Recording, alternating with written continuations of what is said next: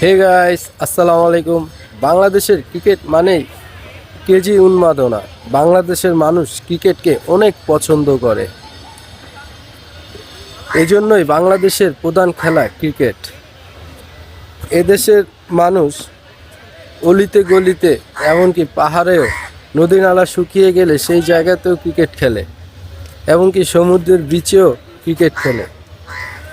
এরপরও বাংলাদেশ ক্রিকেটে অনেক পিছিয়ে। আশা করি বাংলাদেশ একসময় বিশ্বকাপ জিতবে এবং বাংলাদেশ বিশ্বের অনেক বড় একটা দল হবে। এখন সকাল 10টা বাজে, দেখুন পুরো কুয়াশায় ছেয়ে গেছে। এরপরও বাংলাদেশের ক্রিকেট প্রেমীরা ক্রিকেট খেলতে ভুলে না, মাঠে চলে এসেছে, ক্রিকেট খেলছে।